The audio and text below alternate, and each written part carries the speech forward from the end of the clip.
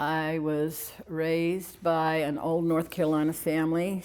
We went to church every Sunday. We lived in an upper middle class neighborhood in Raleigh. They presented a good front. They went to all the PTO meetings. They went to all the church meetings. I was 3 when he brought my cat. My sister and I each had a cat. And he brought my cat into the garage and said, "This is what will happen to you if you ever tell the things that are happening to you." And at the time, he initiated the digital touching, digital abuse. He had slit its neck, and it was dripping blood and dead. And he said, "That's what will happen to you if you tell." In Hawaii is when the exploitation started. It was a group that met at the ocean's front in a pineapple field. So you would go through all the dirt roads and everything of the pineapple field, and you would get to the ocean part. And it was a group of people that met, men and women. They started out scaring the kids, because as we drove down the road, they had on Halloween costumes, scary ones, and they would be putting their faces in the windows and making scary sounds and kind of terrifying the kids. And so at that group meeting, which was pretty large, there were probably 30 to 40 people there, I was initiated into the things that were expected of me sexually, one of which was oral sex. And I bit his penis, and he jerked me up by the neck and started dunking me in the water. And I once again learned that they were the ones in control, not me.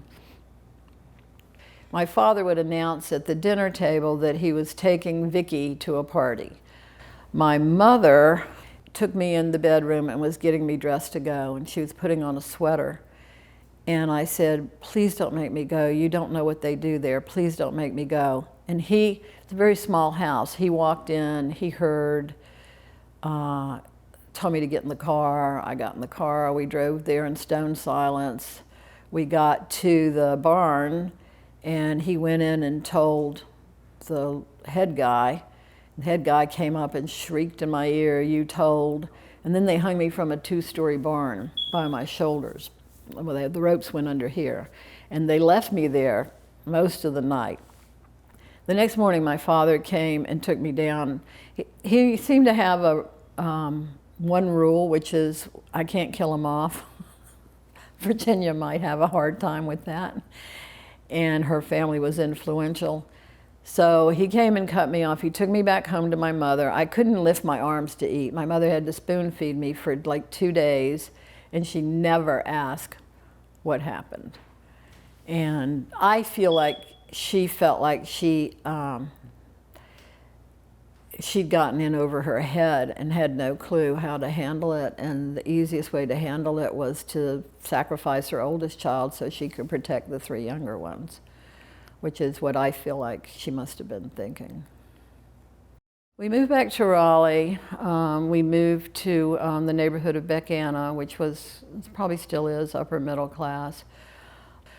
I went to junior high, and the principal was a pedophile, and he would have sexual encounters with me as well as a couple of other kids that were at the school.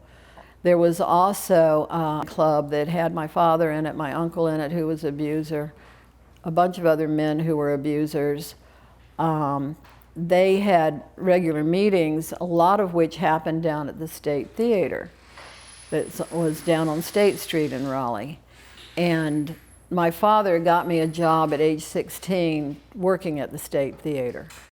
But after that, in the nighttime, they would show porn films, and they would use us kids to service the people sitting there looking at the porn films.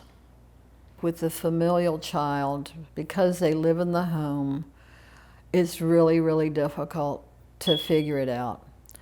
It's been difficult. I didn't come out of this unscathed. I didn't come out of this perfectly whole, not like a child who was raised in a loving, righteous family. I came out of this as a traumatized child who has severe fear of abandonment. I have fear of everything. My life is basically good. I have a great family. They're not perfect. They all have different issues, but they're still a great family.